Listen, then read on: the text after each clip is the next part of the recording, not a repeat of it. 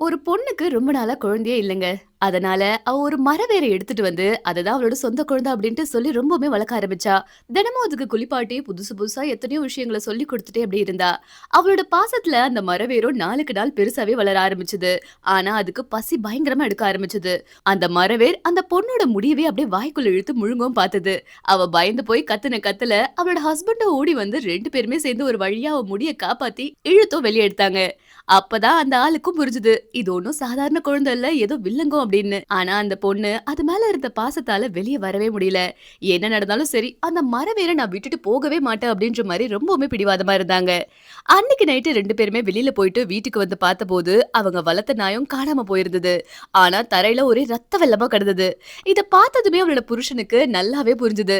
இந்த மரவேர் ரொம்ப ஆபத்தானது அப்படின்ற மாரி. உடனே இதுக்கு ஒரு வழி பண்ணியே ஆகணும் அப்படின்ற மாரி நெனச்சான். ஆனா அவனோட பொண்டாட்டி கதறி அழுது அவன தடுத்து நிறுத்திட்டா. அடுத்த நாள் ஒரு போஸ்ட்மேனும் லெட்டர் கொடுக்கறதுக்காக அவங்களோட வீட்டுக்கும் வந்தாரு. ஆனா அந்த மரவேர் திடீர்னு அவர அப்படியே மொத்தமாவும் முழுங்கிடுச்சு. அப்பதான் அந்த புருஷனும் பொண்டாட்டியும் கடையில இருந்து பொருள் வாங்கிட்டு வந்தப்ப வீடு முழுக்க அப்படியே லெட்டஸா சிதறி கிடந்தது.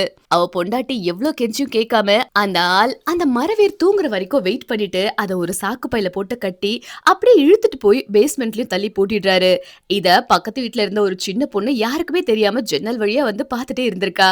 ஆனா அன்னைக்கு நைட்டே அந்த பக்கத்து வீட்டு சின்ன பொண்ணு யாருக்குமே தெரியாம அந்த பேஸ்மெண்ட்குள்ள திருட்டுத்தனமா நுழைஞ்சிடுறா. அந்த மரவேர் அவள பார்த்ததுமே தன்னை எப்படியாவது காப்பாத்து அப்படின்ற மாதிரி கெஞ்சவும் ஆரம்பிக்குது.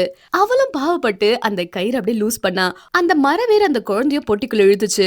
பயந்து போன அந்த பொண்ணு நான் உனக்கு உதவி செய்ய தான் வந்தேன் அப்படின்ற மாதிரி சொன்ன உடனே அந்த மரவேரும் மெதுவா அமைதியாயிடுச்சு. அன்னில இருந்து அவங்க 2 பேருமே ஃப்ரெண்ட்ஸ் ஆயிடுறாங்க. அந்த பொண்ணு யாருக்குமே தெரியாம அதுக்கு சாப்பாடு, டாய்ஸ்ன்னு எல்லாமே கொண்டு வந்து குடுக்குறா.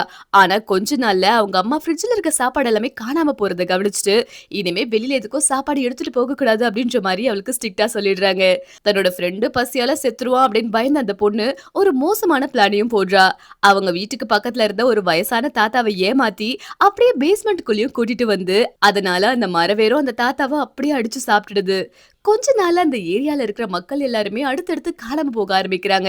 இனிமே இத சும்மா விடக்கூடாதுன்னு நினைச்ச அந்த ஹஸ்பண்ட் பக்கத்துல ஒரு செயின்சா மிஷின வாங்கிட்டு வந்து அந்த மரவேர தானே வெட்டி போடலான்னு பிளான் பண்றாரு. ஆனா அவன் வெட்ட போனப்ப அந்த கடைசி நிமிஷத்துல அந்த மரவேர் அழுதுட்டே அவனை பார்த்துட்டு டாடி அப்படின்ற மாதிரி கூப்பிடுது.